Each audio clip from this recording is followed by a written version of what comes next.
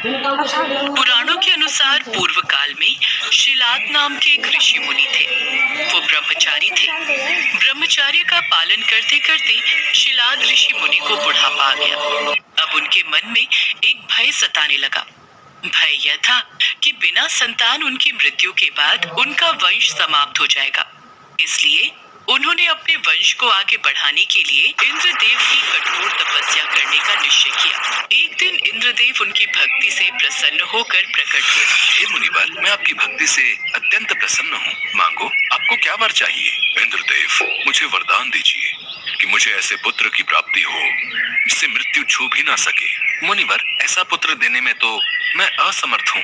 आपकी इच्छा तो केवल देवों के देव महादेव ही पूरी कर सकते हैं। आप महादेव की तपस्या कीजिए, वो आपकी मनोकामना जरूर पूरी करेंगे। इंद्रदेव के कहे अनुसार शिलाद घने जंगलों के बीच बैठकर महादेव की कठोर तपस्या में जुट जाते हैं और कई सालों की कठोर तपस्या के बाद उनकी भक्ति से प्रसन्न होकर महादेव उनको दर्शन देते हैं। शिलाद, हम तुम्हारी तपस्या से प्रसन्न हुए।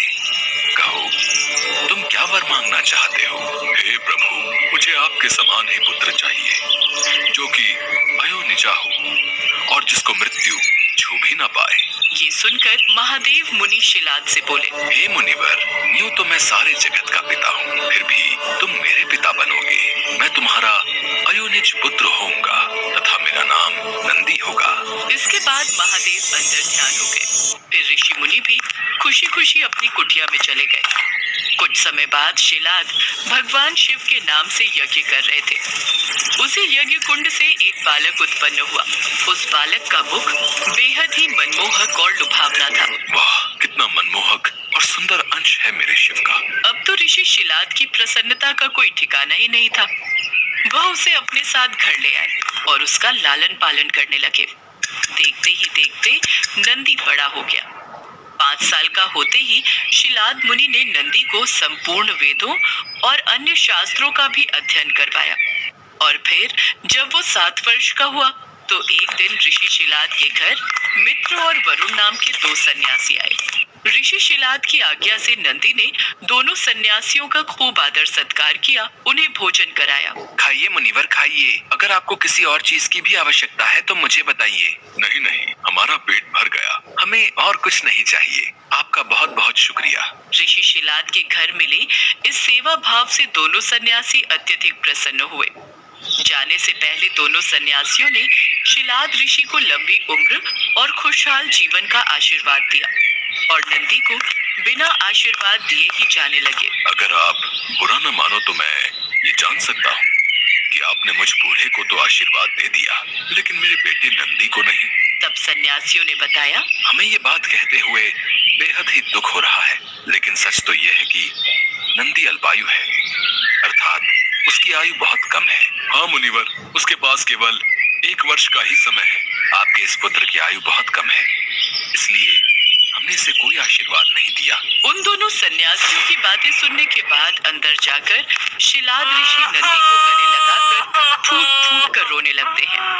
तब नंदी अनजान बनते हुए उनसे पूछते हैं, पिताश्री, आपको ऐसा कौन सा दुख आ पड़ा जो आपका शरीर इस तरह कांप रहा है और आप फूट फूट कर रो रहे हैं? पुत्र, सन्यासियों ने बताया कि तुम अल्पायु हो और इस बात से मैं बेहद दुखी हूँ। तुम ही बताओ, मेरा ये दुख कैसे दूर होगा? पिता के मुख से ऐसी बातें सुनकर नंदी हंसने लगता है और कहता है, आपने मुझे स्वयं भगवान शिव के आशीर्वाद से पाया है, तो मेरे इस जीवन की रक्षा भी भगवान शिव ही करेंगे। आप इस बात की बिल्कुल भी चिंता न करो। फिर अगले दिन नंदी अपने पिता से आज्ञा लेकर महादेव की तपस्या करने के लिए भुवन नदी पर चले गए और वहां पहुंचकर वो नदी किनारे बैठकर शिव जी की कठोर तपस्या करने लगे। बालक नंदी की कठोर तपस्या देख महादेव कुछ समय बीत जाने के बाद नंदी के समक्ष प्रकट हुए, परंतु जब नंदी ने महादेव को देखा तो वो भूल ही गए कि वो लंबी उम्र के लिए तप कर रहे थे। तत्पश्चात महादेव ने कहा, नंदी पुत्र, मैं तुम्हारी तपस्या से बेहद ही प्रसन्न हूँ। मांगो, तुम्हें क्या वर चाहिए वंश? प्रभु, मैं ताउम्र आपके सानिध्य में रहना चाहता हूँ। मुझे सदा के लिए अपने चरणों में जगह दे दीजिए। हे शिलानंदन, तुम्हें मृत्यु का भय कहाँ? तुम तो मेरे ही समान हो। तुम अजर अमर बनकर सदा मेरे संग ही रहोगे। तुम पर सदा मेरा प्रेम बरसता रहेगा। मेरी कृपा से तुम पर जन्म मृत्यु अपना प्रभाव नहीं डाल सकेंगे।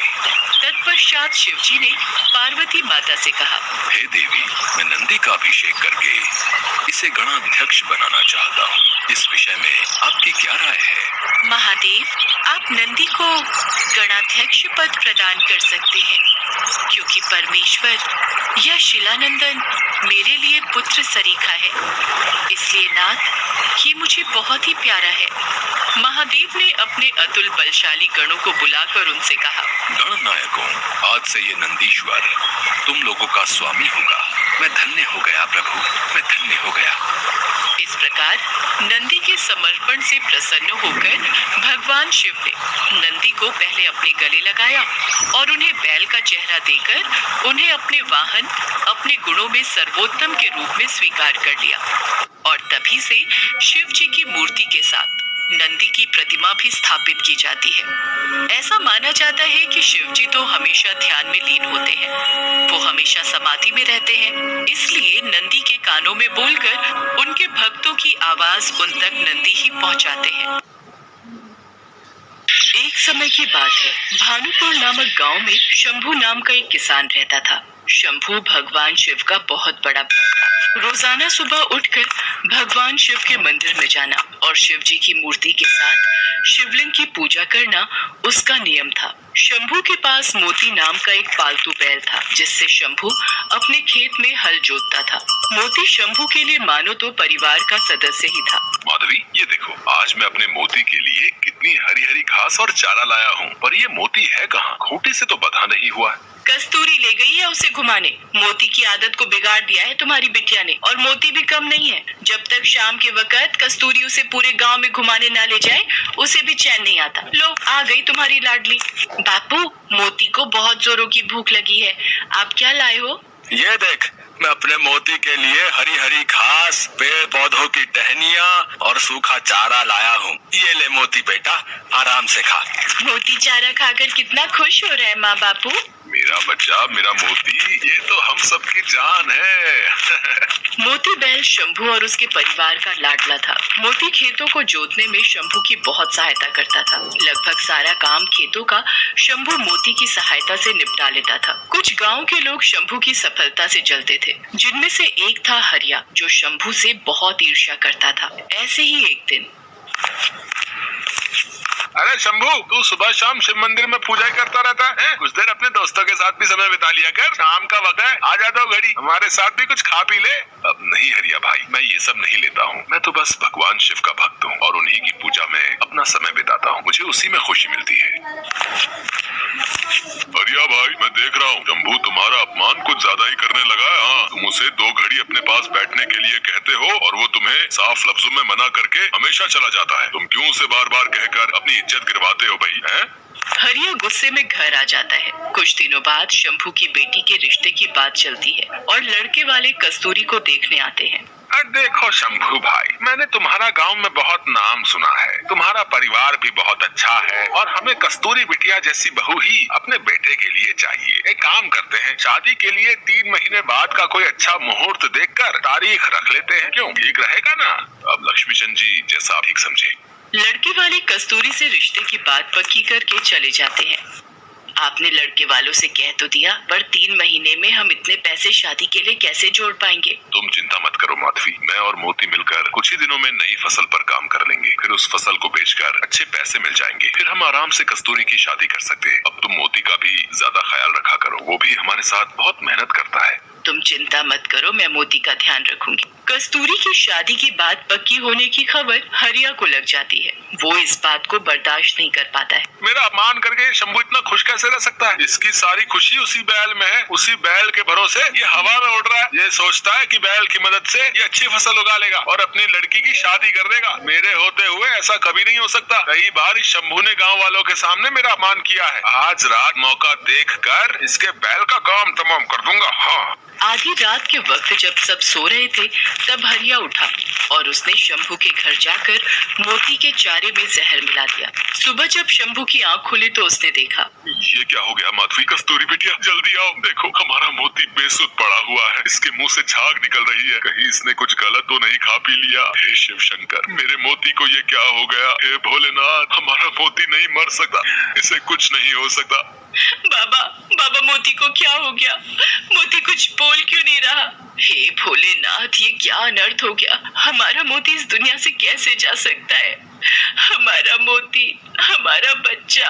मोती के मर जाने से शंभू, माधवी और कस्तूरी तीनों का बहुत बुरा हाल था। एक दिन शंभू भगवान शंकर के मंदिर में सिर पटक पटक कर खूब रोया। हे ईश्वर, मेरे मोती को क्या हो गया?